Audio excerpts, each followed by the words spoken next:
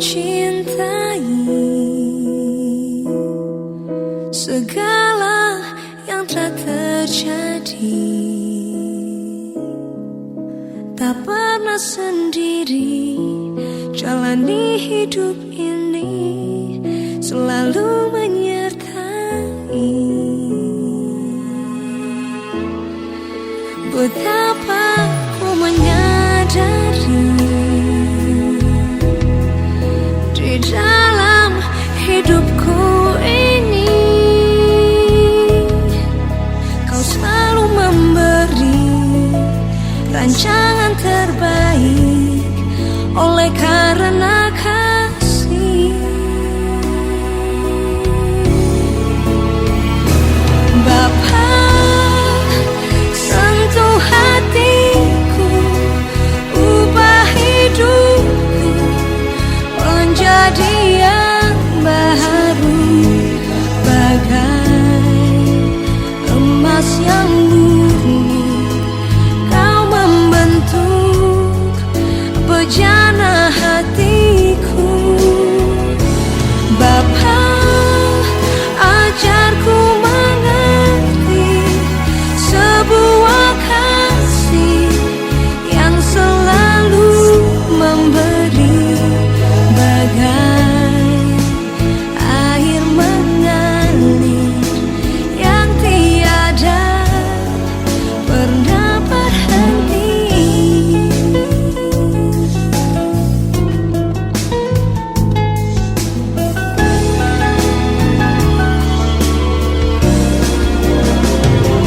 Bapa, sentuh hatiku, ubah hidupku menjadi yang baru, bagai emas yang murni. Kau membentuk bejana hatiku. Bapa, ajarku mengerti sebuah kasih yang selalu memberi, bagai air mengalir yang tiada pernah berhenti. Kasih-Mu ya Tuhan, tak pernah berhenti.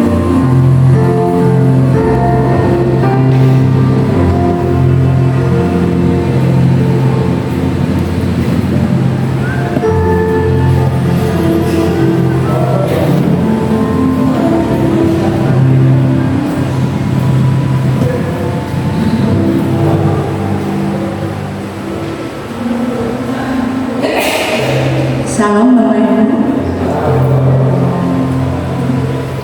Saya akan bacakan pengumuman. Gembala dan segenap majelis Pop GPM mengucapkan selamat beribadah bagi seluruh Jemaat Pop dan selamat datang bagi jemaat yang baru pertama kali hadir.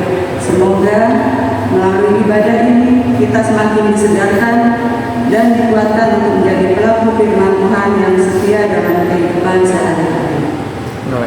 Persembahan minggu ini diadakan 2 kali untuk kas gereja dan pembangunan. Persembahan minggu depan diadakan 1 kali untuk kas gereja. Sabtu tanggal 20 September 2025 akan diadakan pelayanan ibadah di Rutan Mandala pukul 10 pagi, berangkat dari gereja Pop pukul 9 pagi. Bagi jemaat yang mau ikut dalam pelayanan dapat menghubungi komisi yang lainnya. Majelis jemaat mengucapkan selamat ulang tahun kepada jemaat yang telah berulang tahun dalam minggu ini. Tuhan Yesus memberkati. Baiklah, kita akan mulai ibadah kita pada sore hari ini dengan lagu pujian KJS 242. Muliakan Allah Bapa.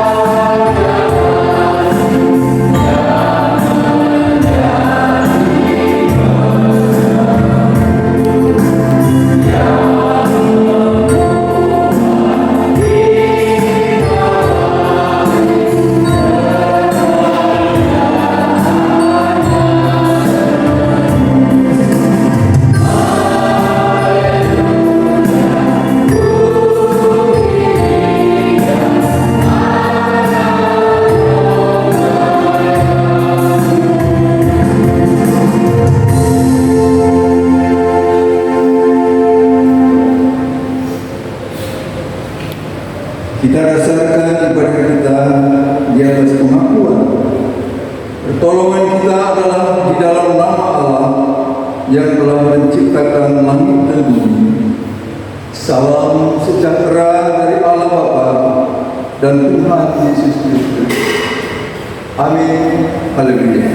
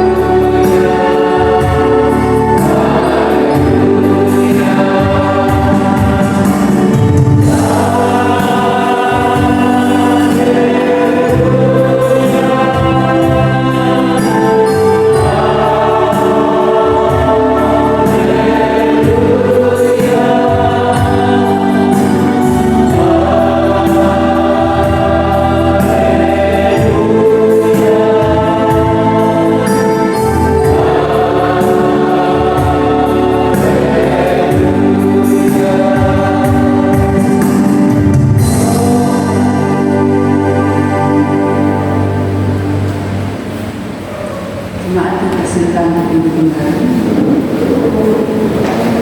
Kita akan berdoa. Tuhan Bapa di surga, Allah sumber kekuatan kami, sumber pengharapan kami. Terima kasih Bapa atas perlindungan penyertaan sepanjang hari ini. Kami boleh menjalani hari ini dengan baik dan penuh sukacita. Terima kasih juga untuk kesehatan yang Kau berikan bagi kami, sehingga kami boleh berkumpul di tempat ini untuk beribadah kepada-Mu. Kiranya Kau memberkati ibadah kami ini Bapa, dari awal hingga akhir nanti.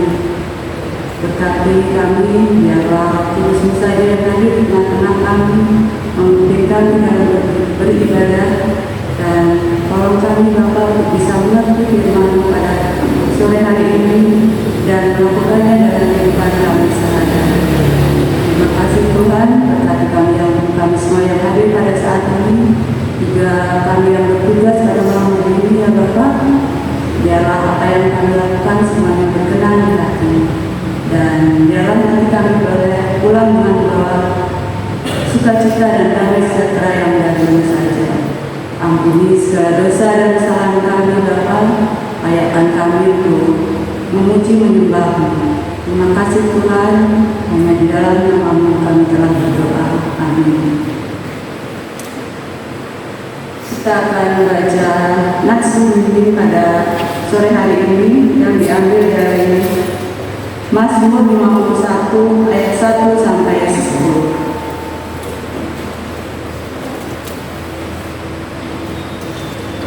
Mazmur 51 ayat 1 sampai 10. Kita akan baca secara bersama-sama. Sudah ketemu semua? Dalam hitungan yang ketiga, 1, 2, 3. Untuk pemimpin kedua, Mazmur dari Daud. Ketika Nabi-Nabi datang kepadanya, setelah ia mengambil dari surga, kasihanlah aku ya Allah, menurut kasih setiamu. Hapuskanlah pelanggaranku menurut rahmat-Mu yang besar. Bersihkanlah aku sebetulnya dari kesalahanku, dan harikkanlah aku dari dosa. Sebab aku sendiri sadar akan pelanggaranku, aku senantiasa terbunuh dengan dosa. Terhadap Engkau sajalah aku berdoa, dan melakukan pekerjaan maha supaya ternyata Engkau adil dalam urusan-Mu, bersih dalam hukuman-Mu. Sesungguhnya dalam kesalahan aku dikeranakan, dalam dosa aku diampuni. Sesungguhnya Engkau berkenan akan kebenaran dan dengan diam-diam Engkau memberikan nikmat. Bersihkanlah aku daripada dosaku dengan hisop, maka aku menjadi baik. Bebaskanlah aku, maka aku menjadi lebih dari. Biarlah aku mendengar keimanan dan cita-cita. Biarlah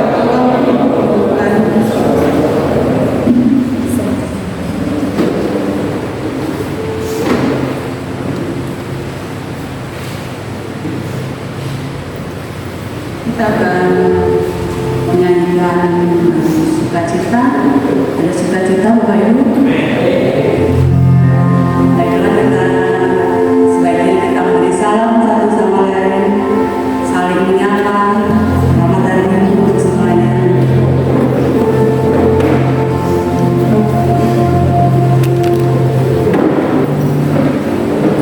Kita akan bersukacita dengan menyanyikan lagu pujian Kidung Pujian nomor 17, Betapa Baiknya Tuhan, 107.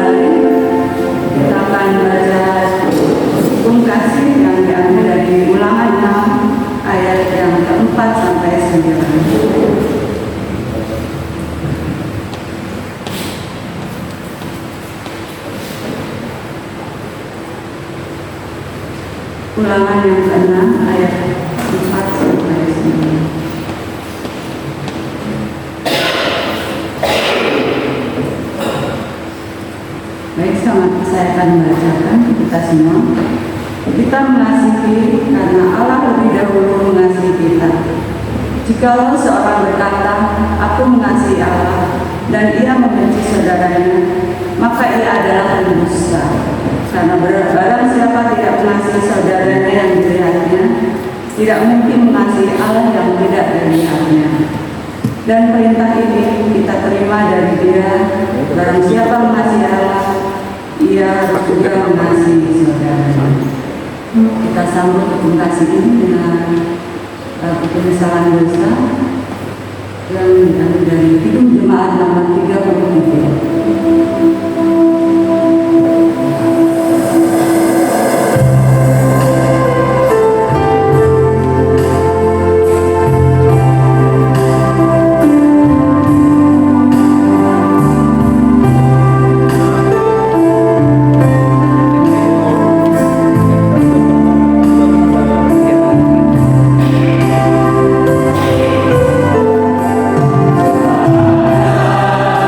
Aku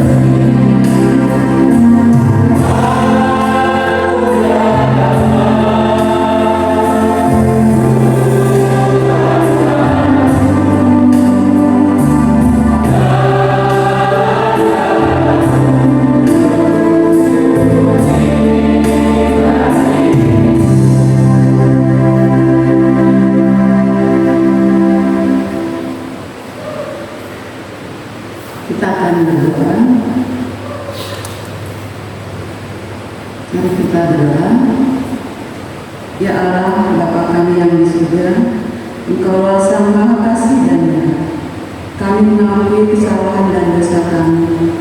Ya Tuhan, ampunilah kesalahan kami, sebab besar kesalahan itu.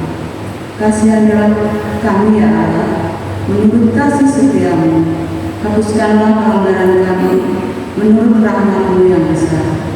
Bersihkanlah kami seluruhnya dari kesalahan kami, dan tahirkanlah kami dari dosa kami, sebab kami sadar akan pelanggaran kami. Limpahkanlah kasih sayang-Mu pada kami, dan berkatilah kami dengan pertolongan-Mu ya Tuhan Allah kami, sumber sukacita kami. Amin.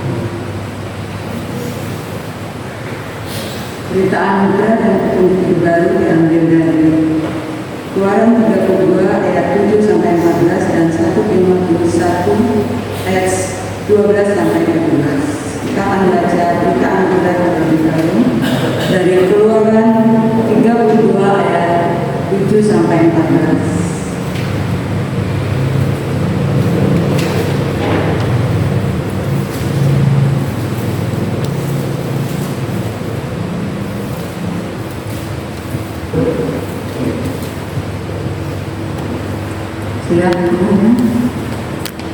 Berfirmanlah Tuhan kepada Musa, pergilah, turunlah, sebab bangsamu yang kau pimpin keluar dari tanah Mesir telah rusak lakunya. Segera juga mereka menyimpang dari jalan yang kuperintahkan kepada mereka. Mereka telah membuat anak perempuan dan kepadanya mereka sujud menyembah dan mempersembahkan korban sambil berkata, Hai Israel, inilah Allahmu yang telah menuntut engkau keluar dari tanah Mesir. Lagi firman Tuhan kepada Musa, telah kulihat bangsa ini, dan sesungguhnya mereka adalah suatu bangsa yang tegak lembut. Sebab itu, biarkanlah aku, supaya murkaku bangkit terhadap mereka, dan aku akan membinasakan mereka. Tetapi engkau akan membuat menjadi bangsa yang besar. Lalu Musa mencoba melunakkan hati Tuhan Allahnya dengan berkata, mengapakah Tuhan murka membangkit terhadap umat-Mu yang telah kau bawa keluar dari tanah Mesir dengan kekuatan yang besar dan dengan tangan yang kuat? Mengapakah orang Mesir akan berkata, Dia membawa mereka keluar dengan maksud menimpakan malapetaka kepada mereka dan membunuh mereka di gunung dan membinasakan dari muka bumi? Berbaliklah dari murka-Mu yang bernyala-nyala itu, dan menyesallah karena malapetaka yang hendak kau datangkan kepada umat-Mu. Ingatlah pada Abraham, Iska dan Israel, hamba-hamba-Mu itu, sebab kepada mereka engkau telah bersumpah demi dirimu sendiri, dengan berfirman kepada mereka, Aku akan membuat keturunan-Mu sebanyak bintang di langit, dan seluruh negeri yang telah kujanjikan ini akan kuberikan kepada keturunan-Mu, supaya dimilikinya untuk selama-lamanya. Dan menyesallah Tuhan karena malapetaka yang dirancangkannya atas umat-Nya. Petunjuk hidup baru dari 1 Timotius 1 ayat 12 sampai 17. Ucapan syukur atas kasih karunia Allah. Aku bersyukur kepada Tuhan, kepada Dia yang menguatkan aku, yaitu Kristus Yesus Tuhan kita. Karena Ia menganggap aku setia dan mempercayakan pelayanan ini kepadaku. Aku yang tadinya seorang penghujat dan seorang penganiaya dan seorang ganas, tetapi aku telah dikasih karunia, karena semuanya itu telah dilakukan tanpa pengetahuan, yaitu di luar iman. Malah kasih karunia Tuhan itu telah dikaruniakan dengan limpahnya padaku dengan iman dan kasih dalam Kristus Yesus. Perkataan ini benar dan patut diterima sepenuhnya. Kristus Yesus datang ke dunia untuk menyelamatkan orang berdosa, dan di antara mereka akulah yang paling berdosa. Tetapi justru karena itu aku dikasihani, agar dalam diriku ini sebagai orang yang paling berdosa, Yesus Kristus menunjukkan seluruh kesabarannya. Dengan demikian aku menjadi contoh bagi mereka yang kemudian percaya kepadanya dan mendapat hidup yang kekal. Hormat dan kemuliaan sampai selama-lamanya bagi Raja yang tak nampak, yang esa. Amin. Kita akan dengarkan firman Tuhan yang sebelumnya kita akan nyanyikan lagu pujian dari Kidung pujian nomor 213. Rindu Saudara.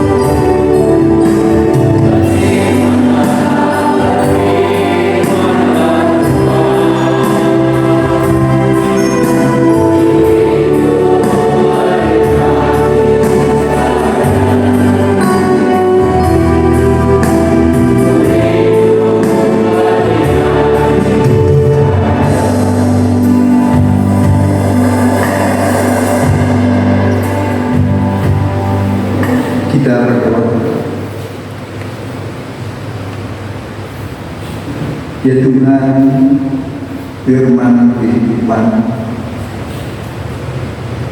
tuntunlah kami semua, terutama di tengah lalu lintas kehidupan, di tengah lalu lintas informasi yang berlalu-lalang berseliweran melalui media sosial, baik elektronik maupun yang tertulis, dengan situasi yang sedang terjadi di tengah-tengah dunia dan khususnya juga di tengah-tengah gereja. Kiranya Tuhan menuntun kami semua agar kami setia berpegang pada firman-Mu, supaya kami sampai di tujuan kehidupan kami seturut dengan panggilan dan rancangan kita. Firman-Mu kiranya menolong kami di dalam Kristus kami berdoa. Amin. Saudara, mari kita membuka Alkitab kita dari Injil Lukas pasal yang ke-15 ayat yang pertama sampai 10.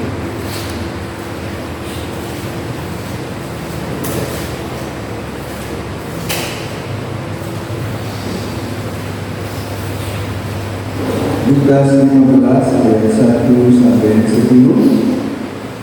Saya akan membacakan Alkitab dalam bahasa terjemahan Alkitab yang baru yang demikian. Para pemungut cukai dan orang-orang berdosa semuanya datang kepada Yesus untuk mendengarkan Dia. Bersungut-sungutlah orang-orang Farisi dan ahli-ahli Taurat, katanya, orang ini menerima orang-orang berdosa dan makan bersama mereka. Lalu ia menyampaikan perumpamaan ini kepada mereka. Siapakah di antara kamu yang mempunyai 100 ekor domba, dan jikalau ia kehilangan seekor di antaranya, tidak meninggalkan yang 99 ekor di padang gurun, dan pergi mencari yang hilang itu sampai ia menemukannya. Setelah menemukannya, ia meletakkan di atas bahunya dengan gembira, dan setibanya di rumah ia memanggil sahabat-sahabat dan tetangga-tetangganya, serta berkata kepada mereka, bersukacitalah bersama aku, sebab aku telah menemukan dombaku yang hilang itu. Aku berkata kepadamu, demikian jugalah akan ada sukacita di surga karena satu orang berdosa yang bertobat, lebih daripada sukacita karena 99 orang benar yang tidak memerlukan pertobatan. Atau perempuan manakah yang mempunyai 10 dirham, dan jika ia kehilangan 1 dirham, tidak menyalakan pelita dan menyapu rumah serta mencarinya dengan cermat sampai ia menemukannya? Kalau ia telah menemukannya, ia memanggil sahabat-sahabat dan tetangga-tetangganya serta berkata, bersukacitalah bersama aku, sebab aku telah menemukan dirhamku yang hilang itu. Aku berkata kepadamu, demikian juga akan ada sukacita para malaikat-malaikat Allah karena satu orang berdosa yang bertobat. Demikianlah sabda Tuhan. Berbahagialah kita yang mendengar, yang menyimak, dan lebih bahagia lagi kalau kita menjadi pelaku firman-Nya. Saudara-saudara sekalian, tema khotbah kita hari ini adalah Allah mencari kebenaran. Kalau saudara membrowsing hari ini pada bulan September ini dan nutul berita website pengangkatan, maka kita melihat bahwa gereja pada saat ini sedang dilanda, dibombardir oleh berita tentang pengangkatan, bahwa Yesus akan datang pada tanggal 23 dan 24 September tahun ini, bulan. Dan berita ini, saudara-saudara, sangat mengglobal. Saya mendengar beberapa pendeta Indonesia bahkan sambil menangis-nangis yang berkhotbah tentang masa pengangkatan Kristus yang sebentar lagi akan menghampiri. Saya membaca wajahnya tulus dari apa yang dia yakini bahwa Yesus akan datang pada tanggal. Saya tidak meragukan apa yang dia katakan.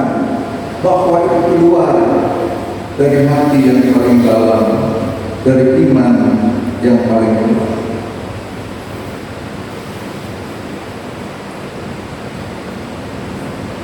Tetapi bagaimana saudara-saudara sikap kita? Apakah kita percaya? Ya, tentu saja.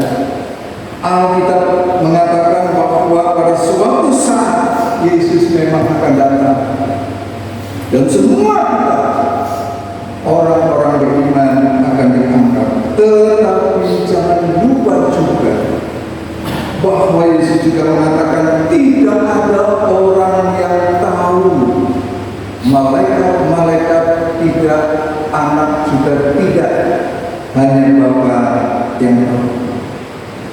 Dan kedatangan Kristus itu bagaikan pencuri pada waktu malam. Artinya pada waktu kita semua tidak tahu kapan datangnya. Maka saudara-saudara sekalian, meskipun mungkin saja 23 atau 24, tetapi juga mungkin juga besok, dan mungkin juga 100 tahun atau 1000 tahun lagi. Intinya saudara-saudara, tidak ada orang yang menjadi ukuran kita, yang menjadi parameter kita, yang menjadi pegangan kita adalah apa yang dikatakan oleh Kristus di dalam Alkitab. Maka walaupun saya mengatakan hamba-hamba Tuhan, pendeta-pendeta yang dengan tulus, dengan air mata mengatakan bahwa Yesus akan datang tanggal 23 dan 20 atau 24 September ini, maka itu bukan pegangan kita. Pegangan kita adalah kembali kepada Alkitab, bahwa tidak ada seorang pun yang tahu. Karena di dalam Matius 24 ayat 36 kan jelas. Kalau kita membaca Matius 24 ayat 36, tentang hari dan saat itu tidak seorang pun yang tahu. Malaikat di surga tidak, anak pun tidak, hanya Bapa sendiri. Ya. Nah, saudara-saudara sekalian, kalau kita melacak ajaran tentang kedatangan Kristus sesudah zaman para rasul, sebenarnya persoalan ini tentang pengangkatan ini, tentang akhir zaman itu memang tidak bisa ditentukan dengan tegas kapan mulainya ajaran itu muncul di tengah-tengah gereja. Tetapi pada perkembangan abad kedua, orang yang bernama Montanus yang mengatakan bahwa kedatangan Yesus itu sudah dekat. Abad pertengahan abad kedua. Lalu dia menganjurkan agar supaya orang-orang percaya yang sejati, yang mengharapkan Kristus datang akan melepaskan semua ikatan dunia, apa yang mereka miliki, kekayaan dan sebagainya, agar semua dilepaskan dan mereka mempersiapkan diri untuk menyambut kedatangan Kristus. Dan di seluruh orang berkumpul di tempat yang namanya Pepusa, sebuah desa kecil di Asia kecil. Itu abad pertengahan abad yang kedua. Lalu selanjutnya ajaran ini menjadi hangat dibicarakan kembali dengan munculnya gerakan Adventisme. William Miller tahun 1782 dan Saksi Yehova Charles Russell tahun 1852 sampai 1916.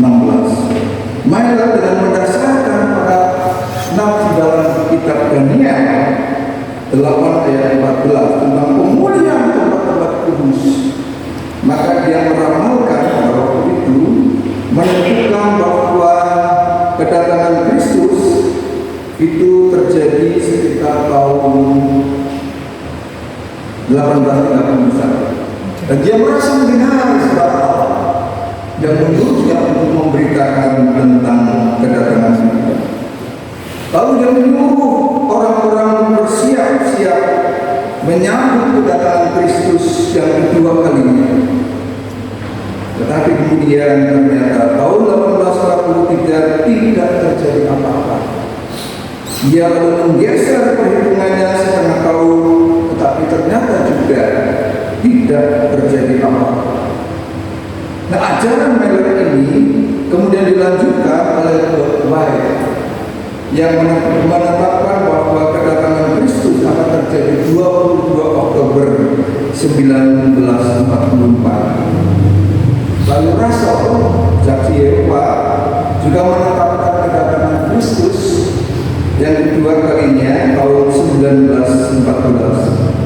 Namun ketika tidak terjadi apa-apa oleh pemimpin saksi Yehova lainnya, perhitungan kemudian digeser lagi tahun 1918, 1925, 1941, 1975.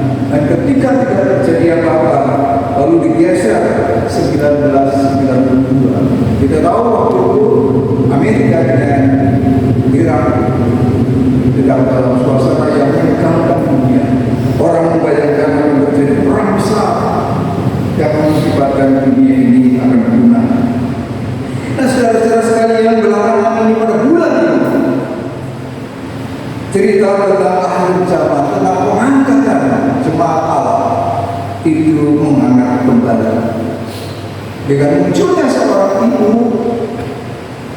yang diwawancarai di sebuah televisi nasional di Amerika yang mengatakan bahwa dia mengalami pingsan dan kemudian dia mendengar akan Kristus, suara Kristus yang mengatakan bahwa tanggal 23-24 September Kristus akan datang untuk mengangkat itu. Dan ini ditangkap oleh banyak orang dari gereja-gereja di seluruh dunia, termasuk juga sebagian para pendeta di Indonesia yang mengorbankan hal ini.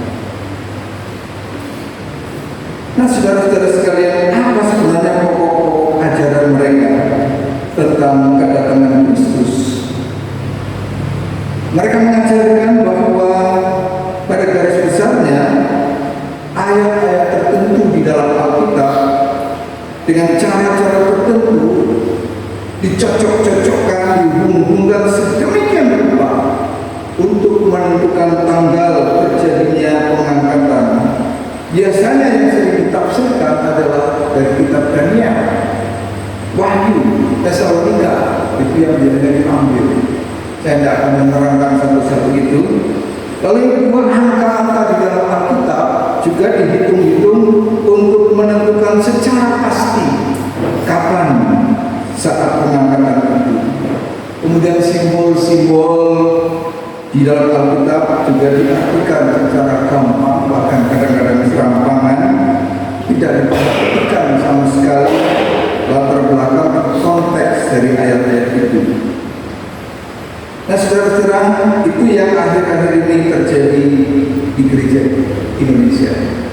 Dan oleh karena sudah mendekati pada tanggal itu, saya mengangkat cerita ini supaya kita tahu berita yang sedang muncul di tengah-tengah kehidupan kita bergereja, agar supaya jemaat kita sendiri tidak ikut-ikut menebarkan, tidak ikut-ikut menyebarkan, membuat kegaduhan dan ketakutan di kalangan kita. Karena Alkitab dengan amat sangat jelas hanya mengatakan bersiap-siaplah, waspadalah, yang diperlukan kita karena kedatangan Kristus itu seperti pencuri pada waktu malam. Pada saat kita semua istirahat malam, kita semua tertidur, saat itulah Kristus datang. Artinya tidak ada seorang yang tahu. Nah, kenapa Tuhan tidak memberitahukan kapan persisnya? Bahkan malaikat juga tidak diberitahu, anak tidak diberitahu, hanya Bapa. Ya jelas. Karena kalau diberitahu kapan tanggal kiamat, maka terjadilah pertobatan dua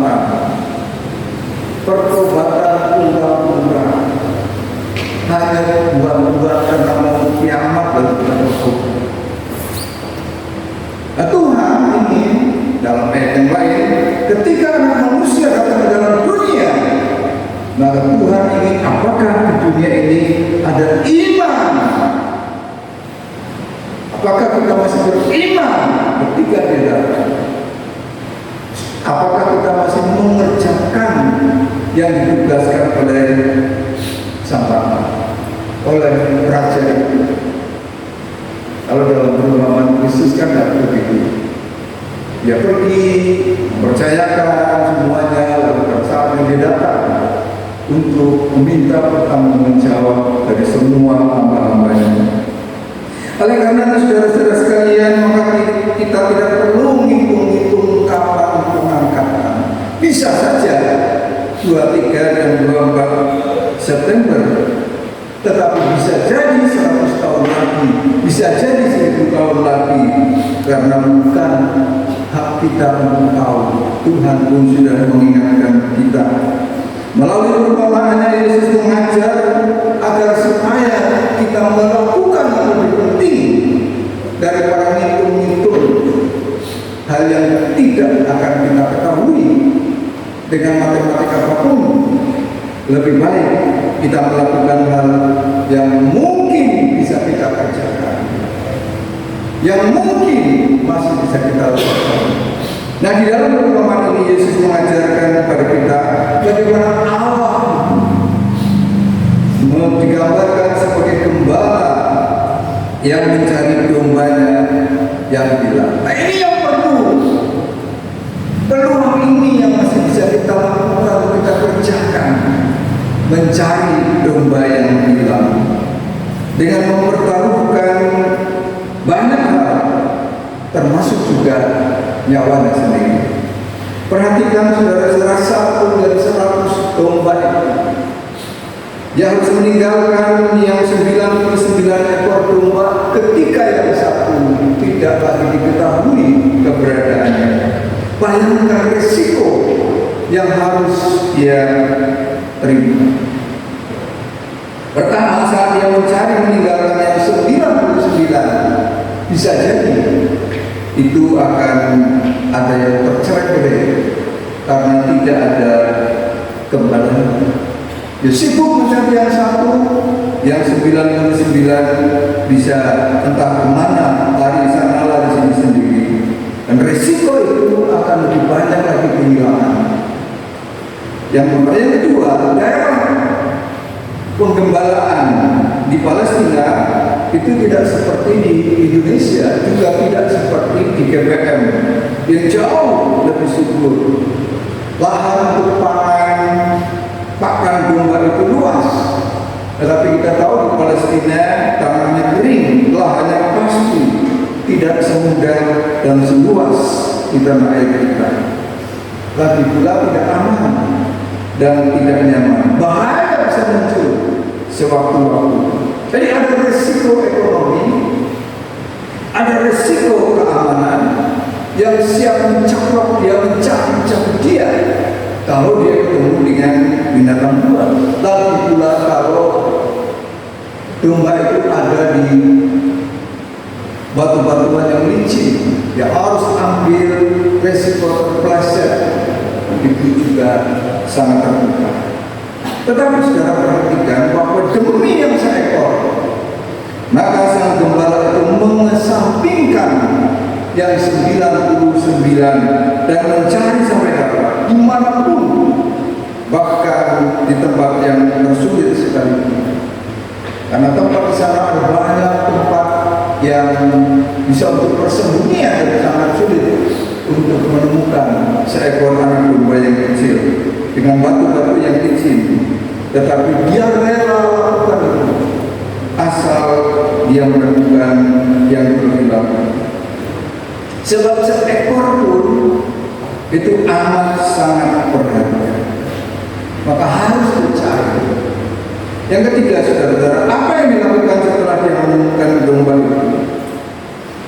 Syukuran. Di dalam ayat yang kedua dikatakan setibanya di rumah, ketika dia menemukan domba itu, dia memanggil sahabat-sahabatnya dan tetangga-tetangganya serta berkata, bersukacitalah bersama dengan aku, sebab dombaku telah ditemukan. Jadi syukuran, padahal dia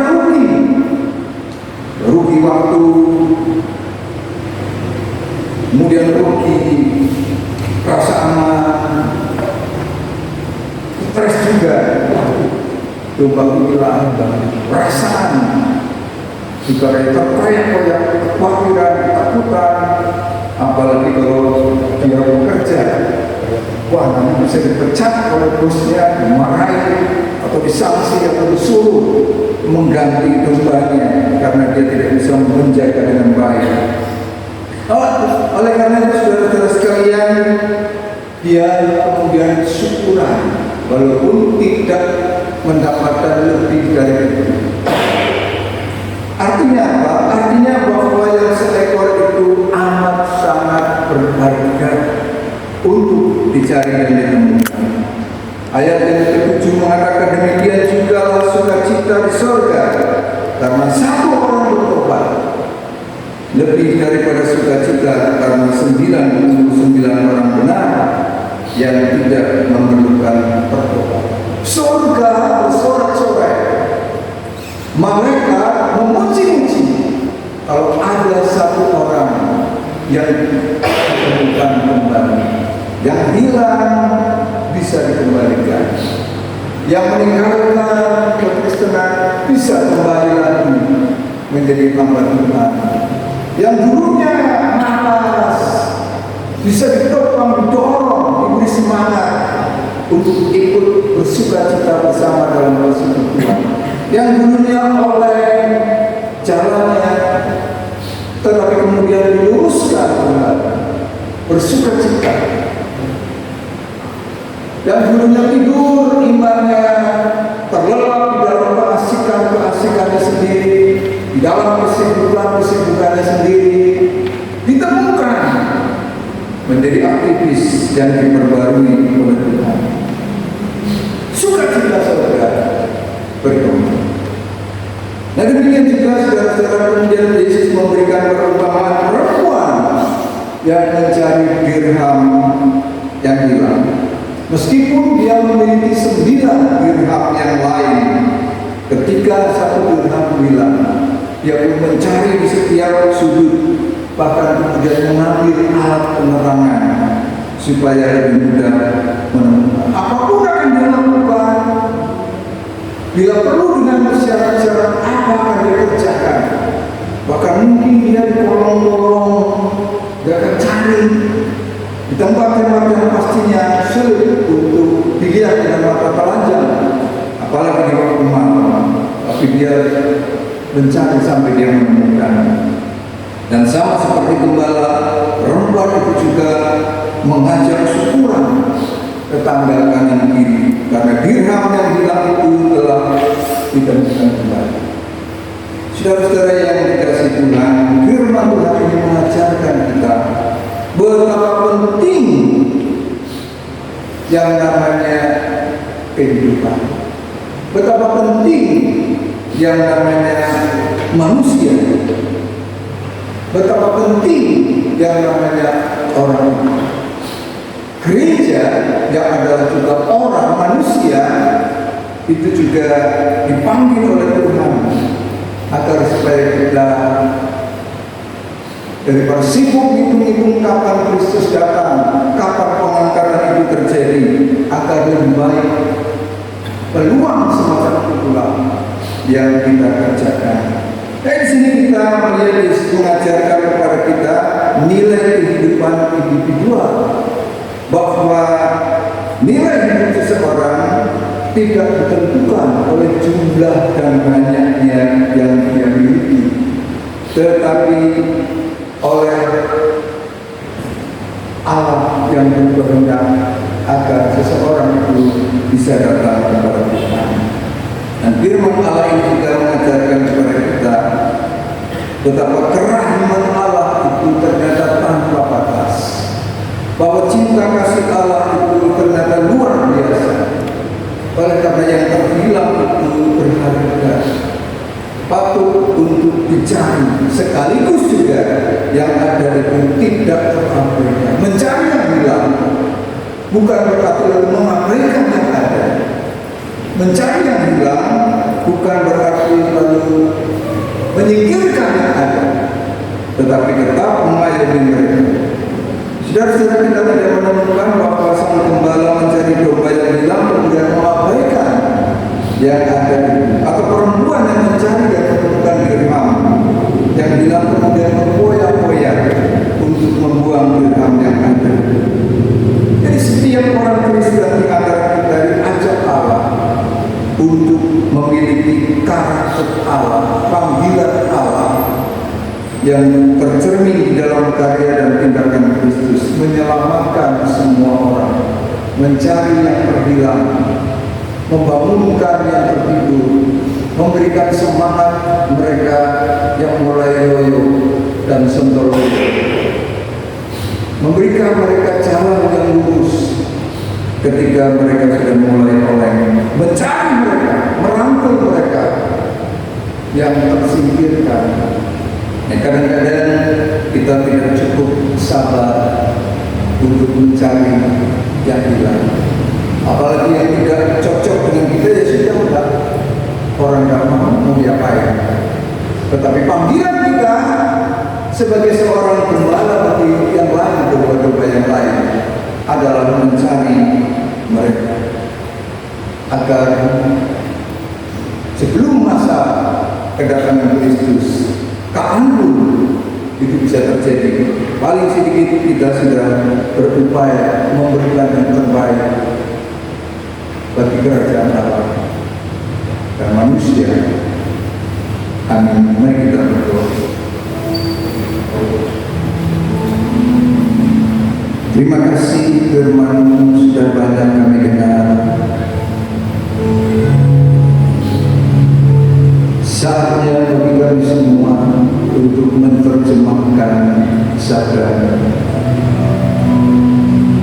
untuk membumikan pesan-pesan surgawi dan mewujudkan kehendak dan rancangan tindakan agar yang bersingkirkan dapat dirangkul, agar mereka yang terlelap di dalam nyenyaknya kesibukan diri dapat diingatkan kembali, agar mereka yang berada pada jalan yang oleng dapat dibawa kembali ke jalan kehidupan yang lurus, seturut dengan kehendak dan rancangan tindakan.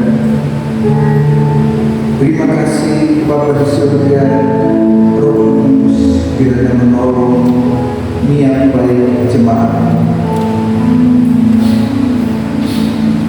agar supaya kami mampu membaca peluang yang mungkin masih bisa kami kerjakan di dalam kami berjemaat dalam Kristus Sang Gembala segala domba. Amin.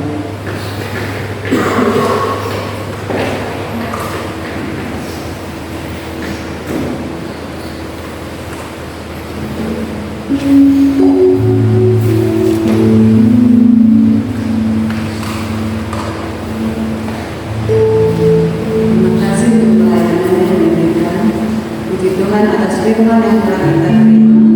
Marilah dengan sepenuh hati kesadaran kita bersiap untuk melakukan firman Tuhan di dalam kehidupan kita. Kita akan meresponi firman kita dengan menyanyikan lagu dari Kidung Pujian nomor 169. Oh Tuhan, pimpinlah kami.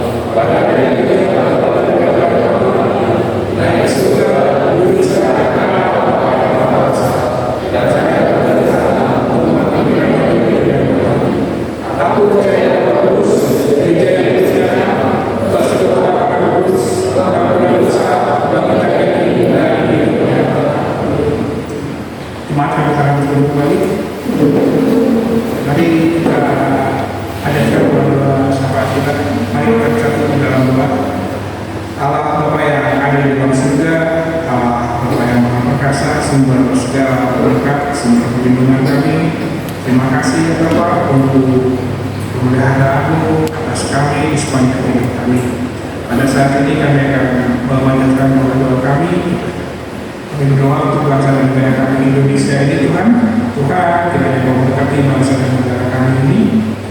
Berilah damai sejahtera-Mu, berkatilah para pemimpin bangsa kami sehingga bisa mengatur, bangun dan membawa kedamaian di dalam bangsa Indonesia ini Tuhan.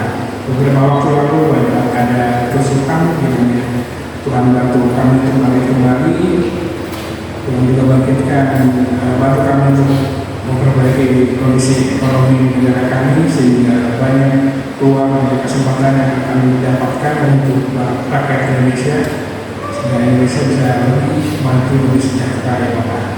Kami juga berdoa untuk seluruh Kamis, tempat di mana kami mendapatkan berkat dari Ibu ya Bapak. Berkatilah seluruh Kamis ini yang saat ini sudah di akhir-akhir musim ini. Tuhan berkatilah segala sesuatunya sehingga kami bisa mengakhiri musim ini dengan baik. Berkati setiap orang yang kami gunakan, baik kebun maupun kami. Berkati setiap kami yang bekerja sehingga kami bekerja dengan penuh kesungguhan, penuh sukacita dan penuh tanggung jawab. Berkati para pemimpin kami, para pembuat keputusan. Tuhan beri mereka hikmat-Mu, beri mereka kebijaksanaan-Mu, sehingga mereka bisa melaksanakan kebijakan-kebijakan yang bisa membawa perusahaan ini kembali bangkit menuju ke arah yang lebih baik, sehingga banyak orang yang mendapatkan berkat melalui seperti ini ya Bapak.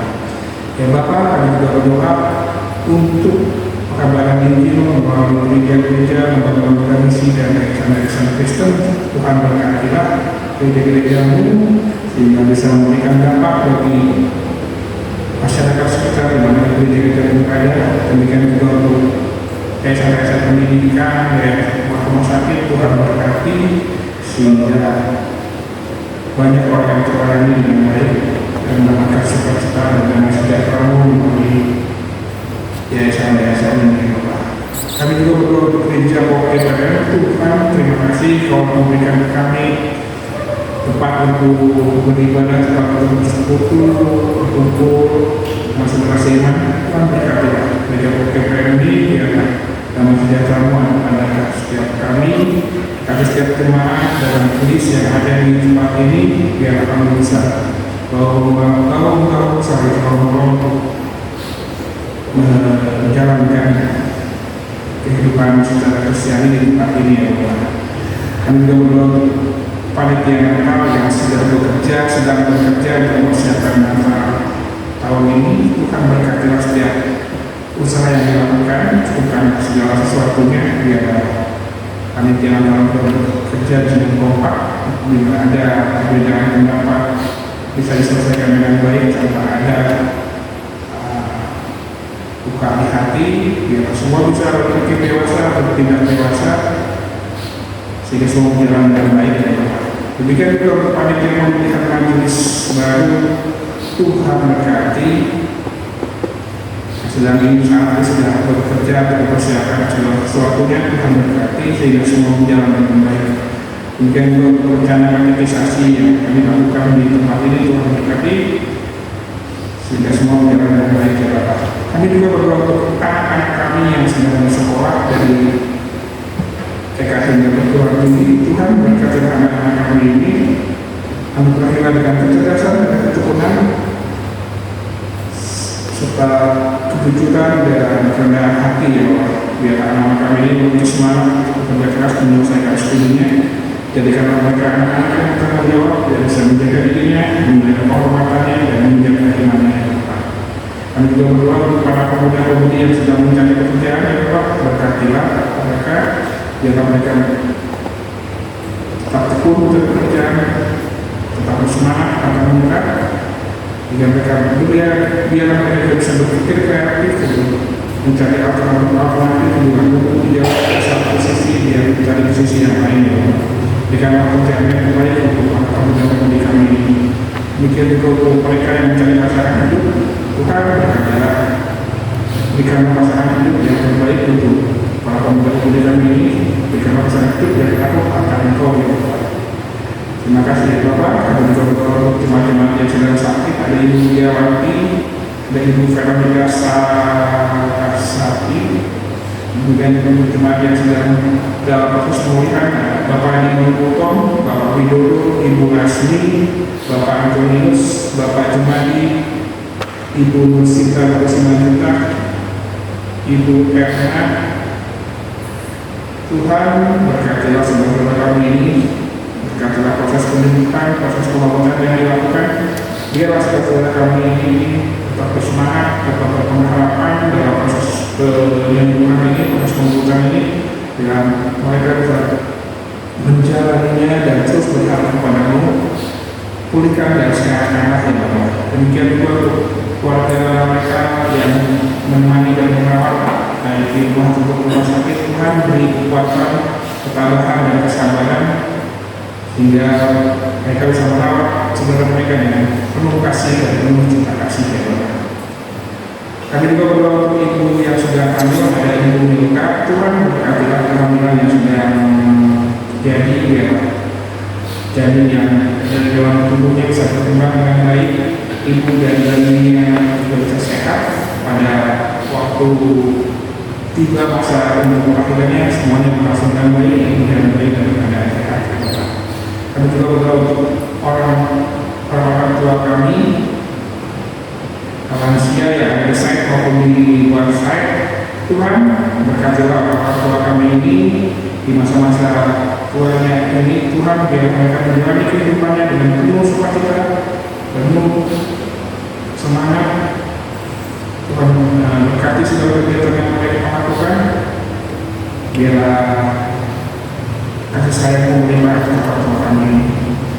Terima kasih ya Bapak, terima kasih. Kami serahkan seluruh doa dan harapan ini hanya kepadamu.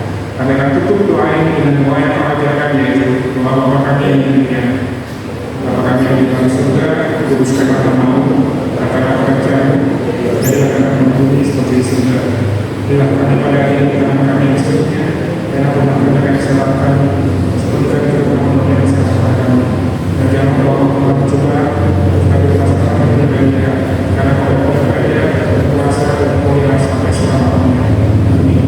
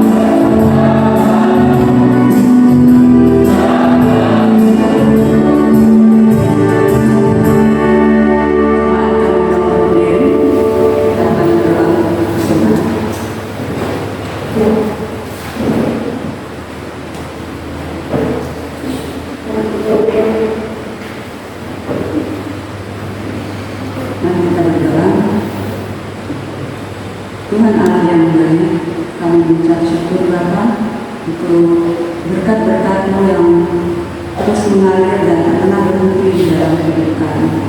Sebagai ungkapan syukur kami kepada-Mu Bapa, saat ini kami telah mengumpulkan kesembahan. Kiranya Kau berkati kesembahan ini Bapa yang hanya sebagian kecil dari pemberian-Mu.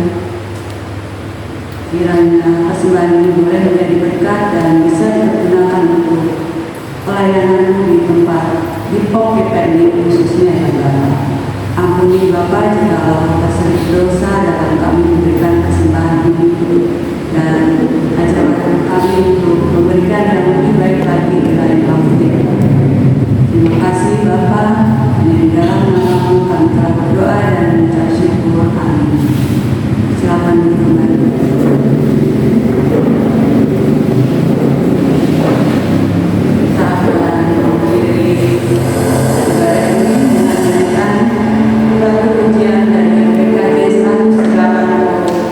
Kasih Tuhan diri.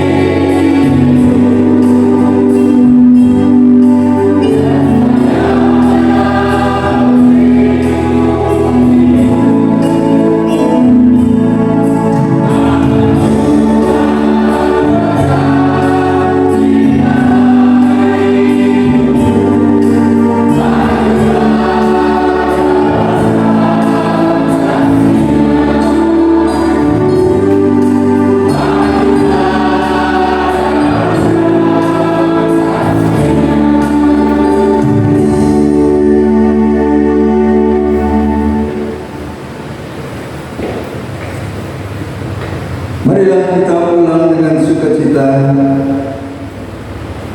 untuk mencari mereka yang hilang, membangunkan mereka yang terlelap di dalam kesibukan sendiri dan keasikan sendiri, menjadikan mereka partisipan. Kalau selama ini mereka berada di tepi, terimalah berkatnya. Tuhan memberkati dan melindungi saudara. Tuhan menyinari saudara dengan wajah-Nya dan memberi saudara kasih karunia. Tuhan menghadapkan wajah-Nya kepada saudara dan memberi saudara damai sejahtera sekarang sampai Maranatha. Dalam nama Bapa, Putra, dan Roh Kudus. Amin.